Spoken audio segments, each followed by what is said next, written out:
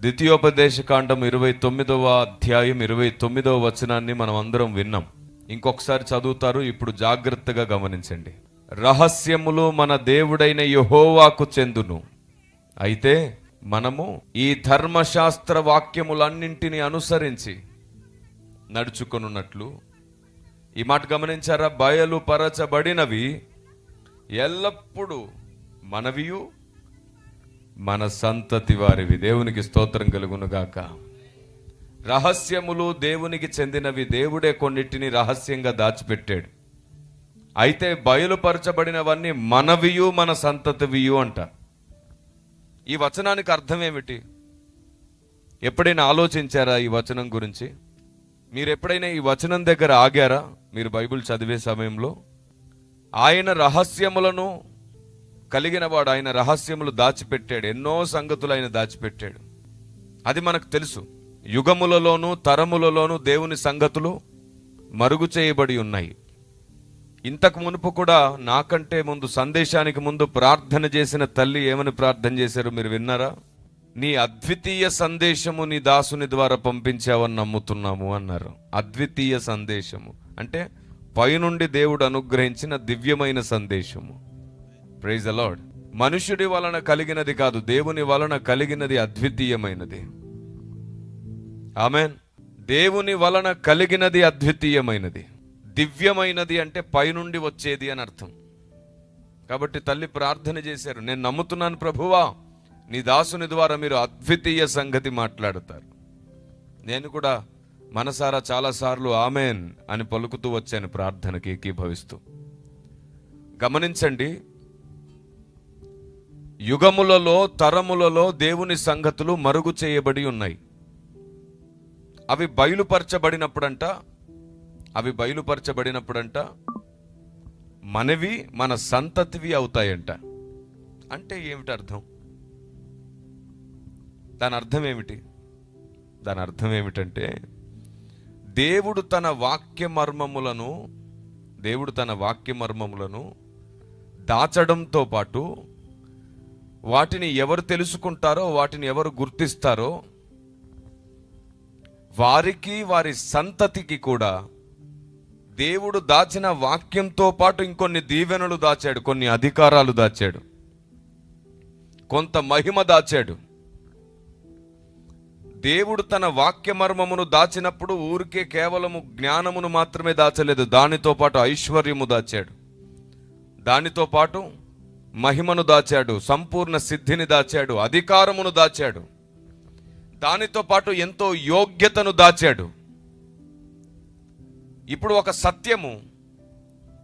ఒక సత్యము బయలుపడింది అనుకోండి, అది మీకు అర్థమైతే ఆ సత్యముతో పాటు దేవుడు ఏమేం దాచాడో అవన్నీ మీ సొంతం కావాలి. ఆమెన్. మీకు అర్థమవుతుందా?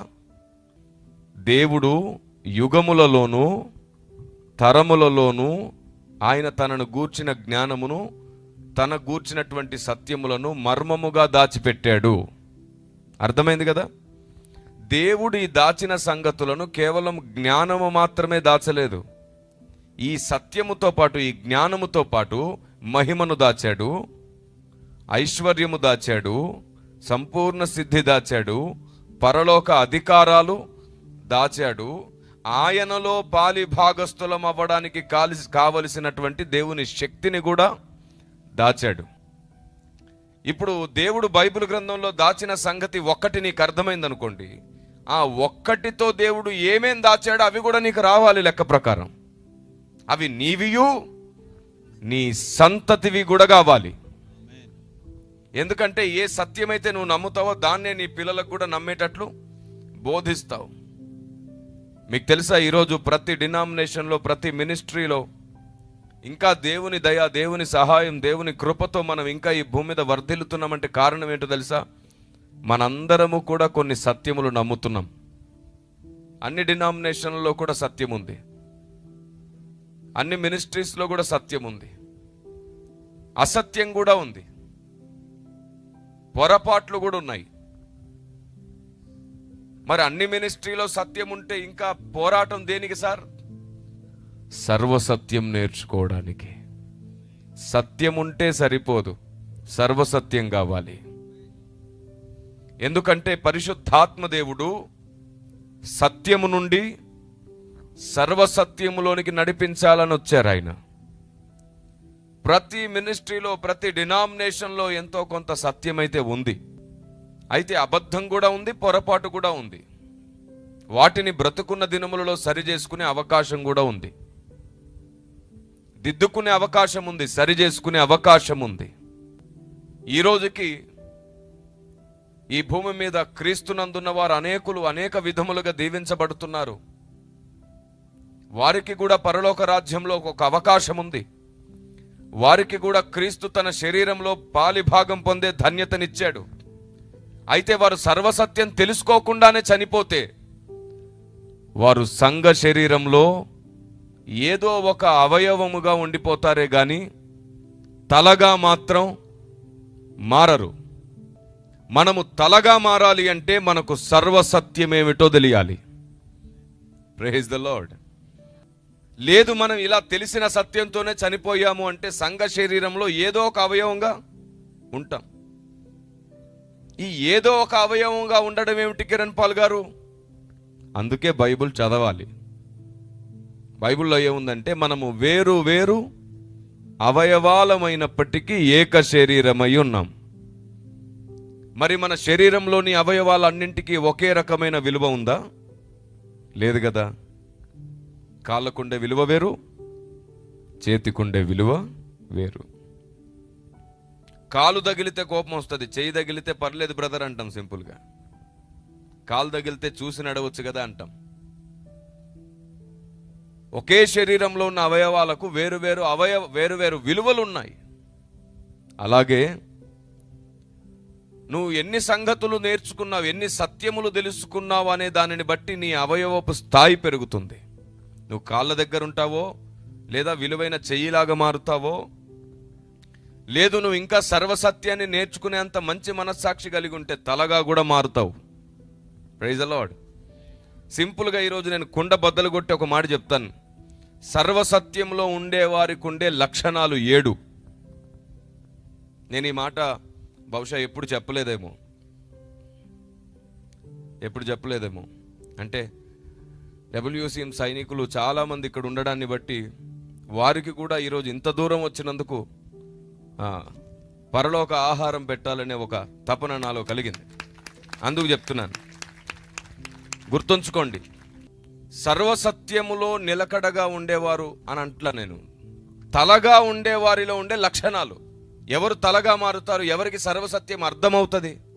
7 లక్షణాలు. మొదటిది, సర్వసత్యం అర్థమవుతున్నా కొలది వాడు ప్రార్థనా గదికి దగ్గరైపోతూ ఉంటాడు, దేవునికి దగ్గరైపోతూ ఉంటాడు, దేవునితో మాట్లాడే మనసుతో నింపబడుతూ ఉంటాడు. ఆమేన్. దేవునితో మాట్లాడతాడు, మనసు మొత్తం దేవునితో మాట్లాడే పనిలో ఉంటుంది. వాడు నిద్రించినా వాడి మనసు మెలకుగా ఉండి దేవునితో మాట్లాడుతుంది. పరమగీతంలో ఉన్నట్టు, నిద్రించి ఉన్నను నా మనసు మేలుకొని ఉన్నది. దేవుని సర్వసత్యము అర్థమైన వాడి జీవితంలో, తలగా మారవలసిన వాడి జీవితంలో మొదటగా ఉండే లక్షణం ప్రార్థనా గది అనుభవం. వాడు దేవునితో ఎప్పుడు మాట్లాడుతూ ఉంటాడు, దేవుణ్ణి బతిమాలుకుంటూ ఉంటాడు. రెండవ లక్షణం శిష్యత్వం. తన జీవిత కాలంలో ఎప్పుడు శిష్యత్వాన్ని మీరడు. యేసు ప్రభువుకి అన్నదమ్ములు ఉన్నారు, అక్కజెల్లెళ్ళు ఉన్నారు. వీళ్ళు అయ్యా నీ సహోదరులు సహోదరి వచ్చారయ్యా అంటే ఆయన ఏమన్నాడు తెలుసా? నీ తల్లి నీ సహోదరులు వీళ్ళు వచ్చారయ్యా అంటే అసలు ఎవరు నా తల్లి, ఎవరు నా సహోదరులు? నా తండ్రి చిత్తము చొప్పున చెయ్యువారే నా తల్లి నా సహోదరులు అన్నాడు. కాబట్టి శిష్యత్వం చాలా ముఖ్యమైంది.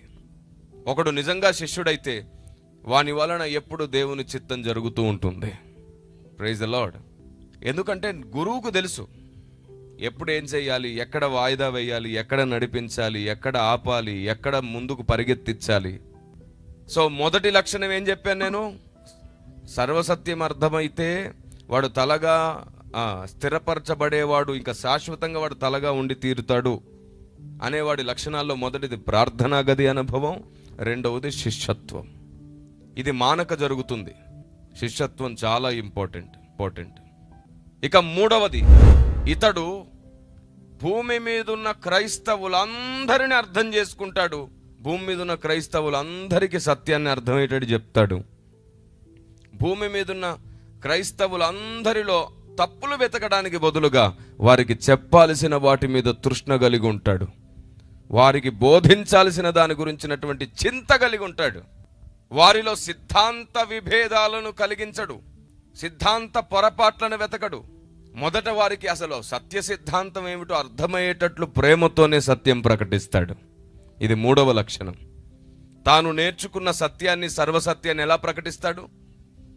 వారి లోపములను ఎత్తి చూపి వారిని ఇబ్బంది పెట్టక వారికి ప్రేమతోనే సత్యం చెప్తాడు. ఇది మూడవ లక్షణం. నాలుగవ లక్షణం, ఇతడెవరిని అవమానించడు, ఎవరిని కించపరచడు. తలగా ఉండేవాడికి ఉండవలసిన నాలుగో లక్షణం, ఎవరిని అవమానించకూడదు, ఎవరిని కించపరచకూడదు. ఎందుకంటే అది పరిశుద్ధాత్మ దేవునికి అసలు ఇష్టమైనది కాదు. ఎక్కడుంది అది ఇష్టమైనది కాదని? ఎఫెసీ పత్రిక 4వ అధ్యాయం 30-31 చూస్తే 30వ వచనంలో పరిశుద్ధాత్మను దుఃఖపరచకుడి అని ఉంటుంది.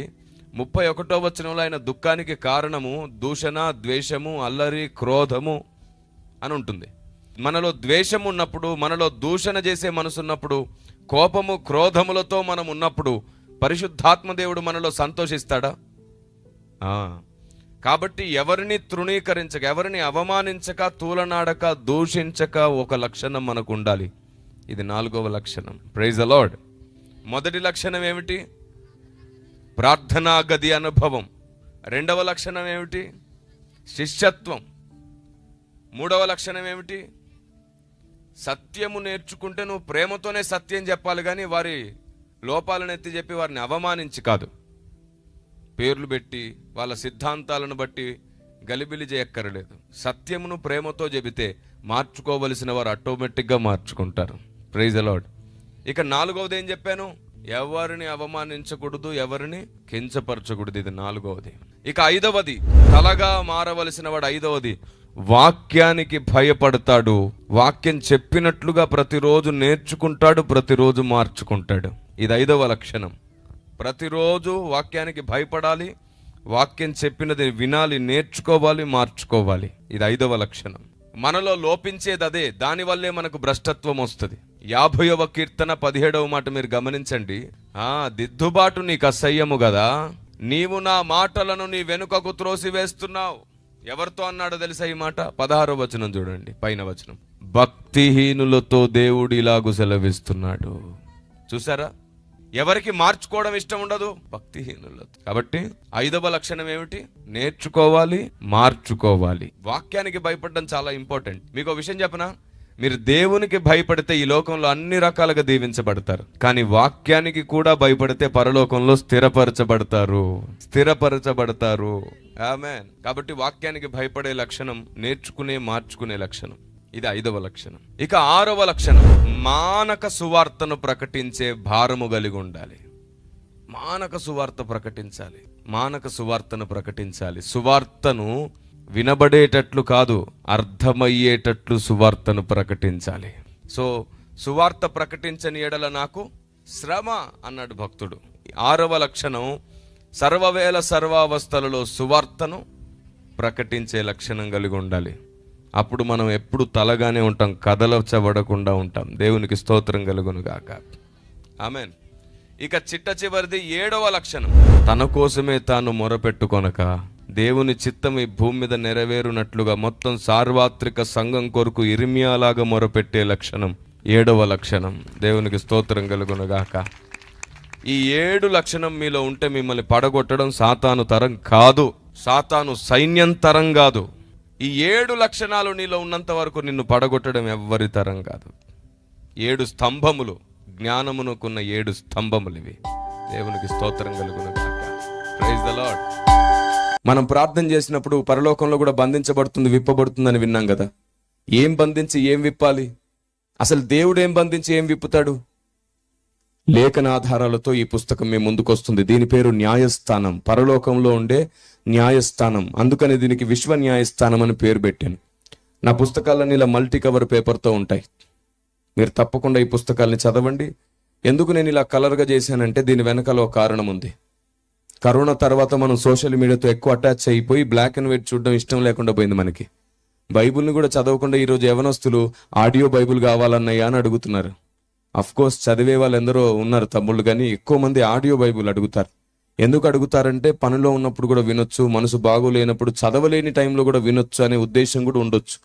కానీ ఒకటి మాత్రం నిజం ఏమిటంటే ఏకాగ్రత దెబ్బతింటుంది, ఎక్కువసేపు ఏది చదవలేకపోతున్నారు. అందుకనే సైకలాజికల్గా మనం ఏదైనా చూస్తూ చదివితే ఎక్కువసేపు చదివేస్తాం. సాతాను మిమ్మల్ని డిస్టర్బ్ చేయకుండా ఉండడానికి మేము చేసిన కష్టం ఇది. ఈ క్వాలిటీలో ఎక్కడ వెనకడుగు వేయకుండా చేసిన ప్రయత్నం ఇది. తప్పకుండా ఈ పుస్తకం సంపాదించుకోండి, మీకు చాలా ప్రశ్నలకు జవాబులు దొరుకుతాయి.